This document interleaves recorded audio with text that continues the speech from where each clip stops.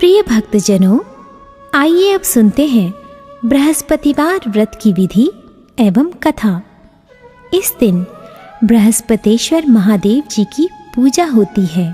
दिन में एक समय ही भोजन करें, पीले वस्त्र धारण करें, पीले पुष्पों को धारण करें। भोजन भी चने की दाल का ही होना चाहिए, नमक नहीं खाना चाहिए।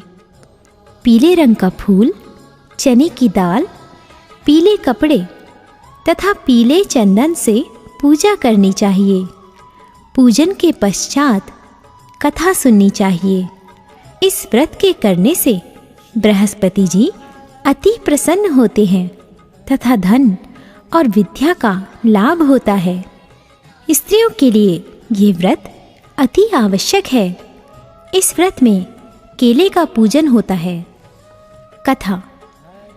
किसी गांव में एक साहूकार रहता था, जिसके घर में अन्न, वस्त्र और धन किसी की कोई कमी नहीं थी, परंतु उसकी स्त्री बहुत ही कृपण थी। किसी भिक्षार्थी को कुछ नहीं देती, सारे दिन घर के कामकाज में लगी रहती। एक समय एक साधु महात्मा बृहस्पतिवार के दिन उसके द्वार पर आए और भिक्षा की याचना की। स्त्री उस समय घर के आंगन को लीप रही थी।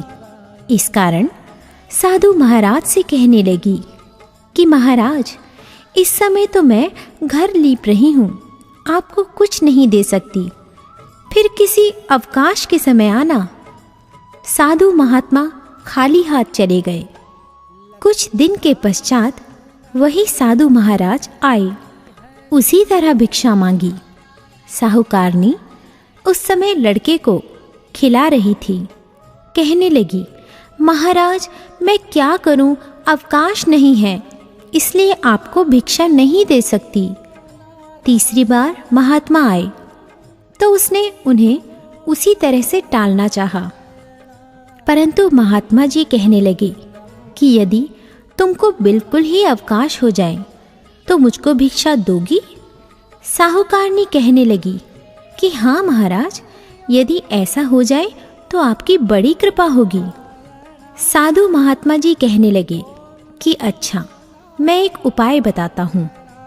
तुम बृहस्पतिवार को दिन चढ़ने पर उठो और सारे घर में झाड़ू लगाकर कूड़ा एक कोने में जमा कर दो। घर में चौका इत्यादि मत लगाओ। फिर स्नान आदि करके घर वालों से कहो उस दिन सब हजामत अवश्य बनवाएं। रसोई बनाकर चूल्हे के पीछे रखा करो, सामने नहीं। सायंकाल को अंधेरा होने के बाद दीपक जलाओ तथा बृहस्पतिवार को पीले वस्त्र मत धारण करो, ना पीले रंग की चीज़ों का भोजन ग्रहण करो। यदि ऐसा करोगी तो तुमको घर का कोई काम नहीं करना पड़ेगा। साहूकारनी ने ऐसा ही किया। बृहस्पतिवार को दिन चढ़े उठी, झाड़ू लगाकर कूड़े को घर में ही जमा कर दिया। पुरुषों ने हजामत बनवाई, भोजन बनवाकर चूल्हे के पीछे रखा। वह सब बृहस्पतिवारों को ऐसा ही करती रही। अब कुछ काल बाद उसके घर में खाने को दाना न रहा। थोड़े दिनों में महात्मा फिर आए और भिक्षा मांगी, परंतु सेठानी ने कहा, महाराज मेरे घर में खाने को अन्न नहीं है, आपको क्या दे सकती हूँ? तब महात्मा ने कहा कि जब तुम्हारे घर में सब कुछ था तब भी तुम कुछ नहीं देती थी, अब पूरा अवकाश है तब भी कुछ नहीं दे रही हो। तुम क्या चाहती हो वह कहो। तब सेठानी ने हाथ जोड़कर प्रार्थना की, महाराज अब कोई ऐसा उपाय बताओ कि मेरे पहले जैसा धन धान्य हो जाए। अब मैं प्रतिज्ञा करती हूँ कि आप जैसा कहेंगे वैसा ही करूँगी। तब महात्मा जी ने कहा, बृहस्पतिवार को प्रातःकाल उठकर स्नानादि से निवृत्त होकर घर को गौ के गोबर से लीपो तथा घर के पुरुष हजामत ना बनवाए। भूखों को अन्न जल देती रहो ठीक सायंकाल दीपक जलाओ। यदि ऐसा करोगी तो तुम्हारी सब मनोकामनाएं भगवान बृहस्पति जी की कृपा से पूर्ण होंगी। सेठानी ने ऐसा ही किया और उसके घर में धन धान्य वैसा ही हो गया जैसा कि पहले था। इस प्रकार भगवान बृहस्पति जी की कृपा से अनेक प्रकार के सुख भोग कर दीर्घकाल तक जीवित रही।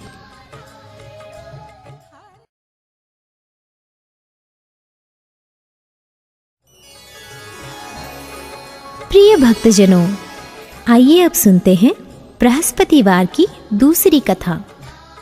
एक दिन इंद्र बड़े अहंकार से अपने सिंहासन पर बैठे थे और बहुत से देवता, ऋषि, गंधर्व, किन्नर आदि सभी सभा में उपस्थित थे। जिस समय बृहस्पति जी वहां पर आए तो सबके सब उनके सम्मान के लिए खड़े हो गए, परंतु इंद्र गर्व के मारे खड़ा ना हुआ, यद्यपि वह सदैव उनका आदर किया करता था। बृहस्पति जी अपना अनादर समझते हुए वहां से उठकर चले गए। तब इंद्र को बड़ा शोक हुआ कि देखो, मैंने गुरुजी का अनादर कर दिया, मुझसे बड़ी भारी भूल हो गई। गुरुजी के आशीर्वाद से ही मुझको यह वैभव मिला है। उनके क्रोध से यह सब नष्ट हो जाएगा, इसलिए उनके पास जाकर उनसे क्षमा मांगनी चाहिए, जिससे उनका क्रोध शांत हो जाए और मेरा कल्याण हो। ऐसा विचार कर इंद्र उनके स्थान पर गए। जब बृहस्पति जी ने अपने योग बल से यह जान लिया कि इंद्र क्षमा मांगने के लिए आ रहा है, तब क्रोधवश उनसे भेंट करना उचित ना समझकर अंतर्ध्यान हो गए। जब इंद्र ने बृहस्पति जी को घर पर न देखा, तब निराश होकर लौट आए। जब दैत्यों के राजा वृषवर्मा को यह समाचार विदित हुआ, तो उसने अपने गुरु शुक्राचार्य की आज्ञा से इंद्रपुरी को चारों तरफ से घेर लिया। गुरु की कृपा न होने के कारण देवता हारने व मार खाने लगे। तब उन्होंने ब्रह्मा जी को विनयपूर्वक सब वृतांत सुनाया और कहा कि महाराज, दैत्यों से किसी प्रकार हमें बचाइए। तब ब्रह्मा जी कहने लगे कि तुमने बड़ा अपराध किया है, जो गुरुदेव को क्रोधित किया। अब तुम्हारा कल्याण इसी में हो सकता है। त्वष्टा ब्राह्मण का पुत्र विश्वरूपा बड़ा तपस्वी और ज्ञानी है, उसे अपना पुरोहित बनाओ तो तुम्हारा कल्याण हो सकता है। ये वचन सुनते ही इंद्र त्वष्टा के पास गए और बड़े विनीत भाव से त्वष्टा से कहने लगे कि आप हमारे पुरोहित बनिए, जिससे हमारा कल्याण हो। तब त्वष्टा ने उत्तर दिया कि पुरोहित बनने से तपोबल घट जाता है, परंतु तुम बहुत विनती करते हो, इसलिए मेरा पुत्र विश्वरूपा पुरोहित बनकर तुम्हारी रक्षा करेगा। विश्वरूपा ने पिता की आज्ञा से पुरोहित बनकर ऐसा यत्न किया कि हरि इच्छा से इंद्र वृषवर्मा को युद्ध में जीतकर अपने इंद्रासन पर स्थित हुआ। विश्वरूपा के 3 मुख थे।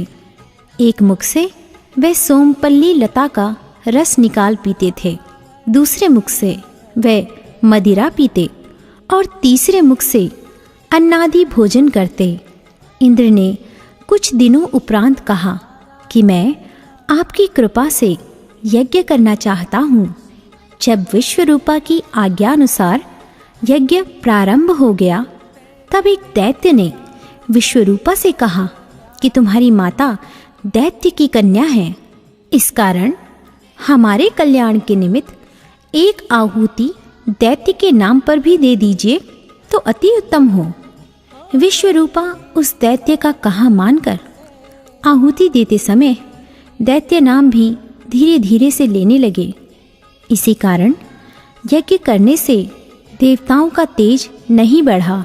इंद्र ने यह वृतांत जानते ही क्रोधित होकर विश्वरूपा के 3 सिर काट डाले मद्यपान करने से भंवरा, सोमपल्ली पीने से कबूतर और अन्न खाने के मुख से तीतर बना।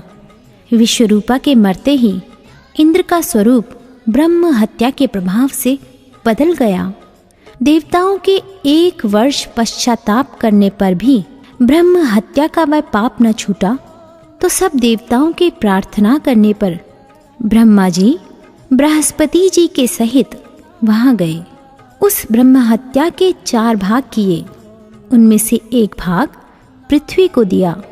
इसी कारण कहीं कहीं धरती ऊंची नीची और बीज बोने के लायक भी नहीं होती। साथ ही ब्रह्मा जी ने यह वरदान दिया, जहाँ पृथ्वी में गड्ढा होगा कुछ समय पाकर स्वयं भर जाएगा। दूसरा वृक्षों को दिया, जिससे उनमें से गोंद बनकर बहता है। इस कारण गूगल के अतिरिक्त सब गोंद अशुद्ध समझे जाते हैं। वृक्षों को यह वरदान दिया कि ऊपर से सूख जाने पर जड़ फिर फूट जाती है। तीसरा भाग स्त्रियों को दिया। इसी कारण स्त्रियां हर महीने रजस्वला होकर पहले दिन चांडालनी, दूसरे दिन ब्रह्मघातिनी, तीसरे दिन धोबिन के समान रहकर चौथे दिन शुद्ध होती हैं और संतान प्राप्ति का उनको वरदान दिया। चौथा भाग जल को दिया, जिससे फेन और सिवाल आदि जल के ऊपर आ जाते हैं।